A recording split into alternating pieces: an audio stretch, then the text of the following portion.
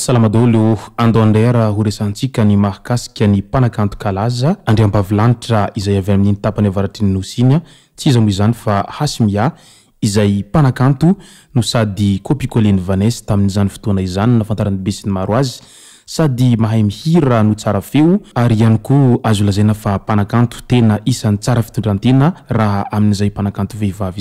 izay mpanakanto Hasimia izay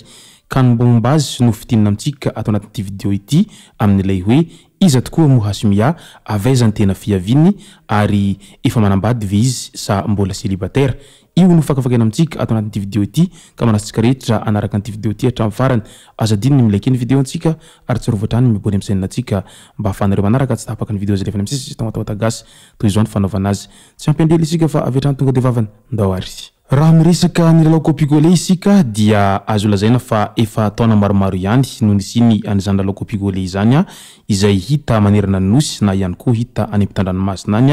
ho an'izay manaraka tsy tapaka an'izany TV Plus Madagasikara izany dia mahita an'izay fandarana copie-collé izay hita isan-taona mo misy foana an'izany fandarana copie-collé sy découverte izany. Ny lalao copie-collé sy découverte mo dia natokana ho an'ireo izay manan-talenta sy ireo izay mitovitovy endrika amin'ireo mpanakanto kalaza izay hita manerana ny nosy izay na koa ireo mpanakanto any ampitandranomasina any na ihany koa ireo mpilalao baolina kalaza sy ireo izay olona manan-talenta kalaza rehetra maneran-tany na ihany koa ireo mpitondra firenena rehetra izay hita maneran-tany ao anatin'izay laza izay. Fa ny découverte kosa etsy andanin'izay dia natao hitrandrahana an'ireo olona izay manan-talenta nefa mbola tsy malaza ka ao anatin'ny découverte izay no ndeha atao hifantenana an'ireo olona manan-talenta izay tena miavaka amin'ny be sy ny maro izay ka izay no antsoina hoe découverte. Nanomboka nanomboany ity kilalao ity dia efa maro ary tsy tambo isaina ireo artista izay nivoaka avy tao anatiny izay lalao copie-collé sy découverte izay. Raha tany am-piandohana mo ireo mpandray anjara tamin'izay lalao copie-collé sy découverte izay raha nihevitra fa kilalao fotsiny ilay izy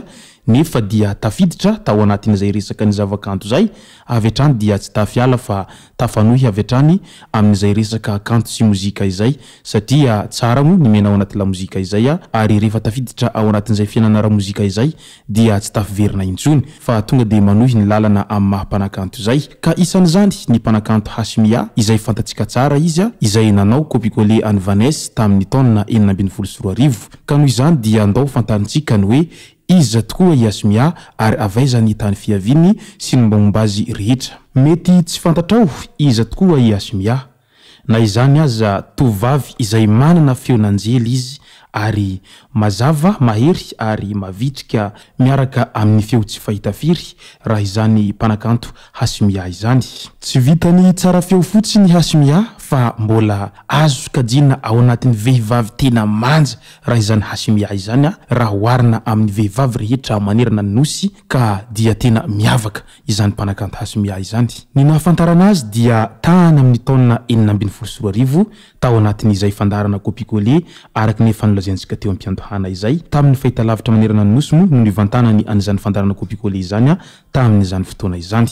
Ilay tovavy bikabikana kely tsara tarehy sady manan-talenta i Hasimia dia manohy nanoritra ny lalany amin'ny mahampihira azy taoriany izay lalao copie-collé izay. Teraka tamin'ny 13 Jona taona 2017 tany Sambava ary avy any Antalahy no tena fiaviny.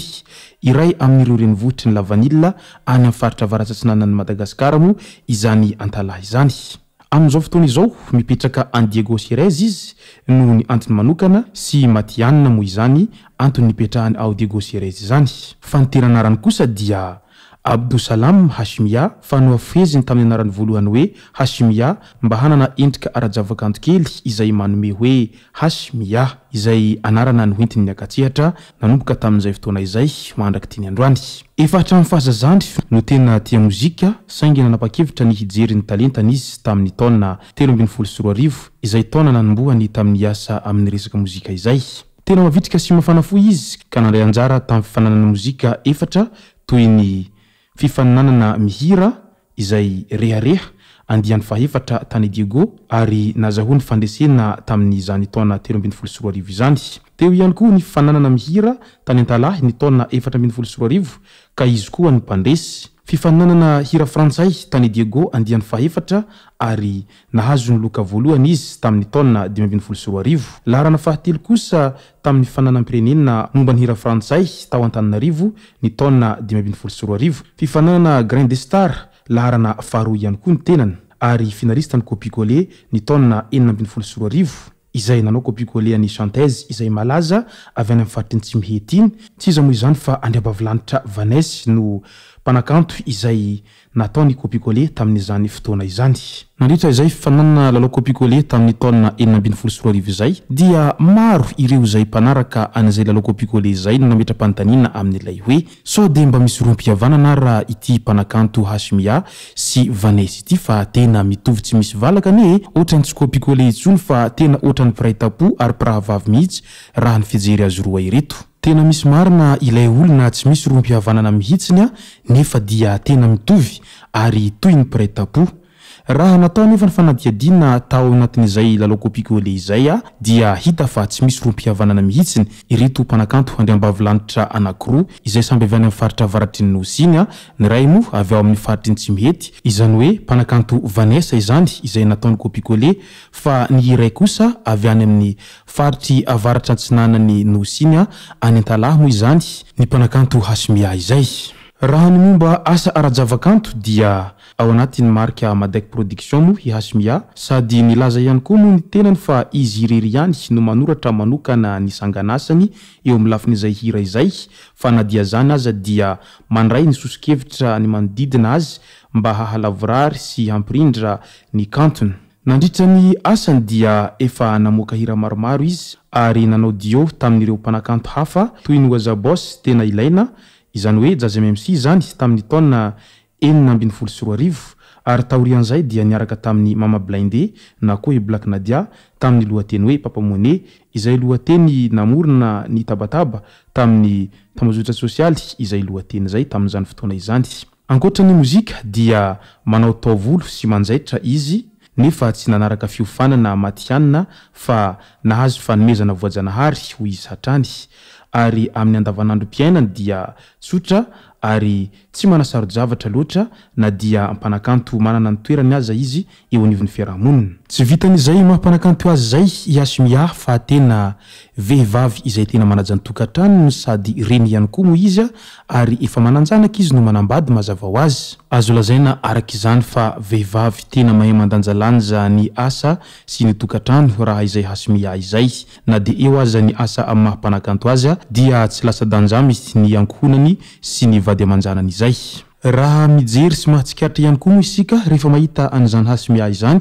na ao anatin'ny irony klipy irony na rehefa miakatsehatra dia tsapa sy hita avy ety amin'ny endrika ivelany satria tsy mba nahita an'izany Hashimia izany nanao an'irony karazana lamba seksy izay mamoaka vody irony isika fa vehivavy izay tena montina na ny fitafy na ny fomba fiteny ka dia montina araka izany ihany koa ny fomba fiainany amin'ny fiainana andavanandro. Vehivavy tsotra tia fihavanana ary tia manampy ny hafa indrindra fa ny eo anivon'ny fiarahamonina dia hainy izany Hashimia izany tsara ny miaina ao anatin'izay fiarahamonina izay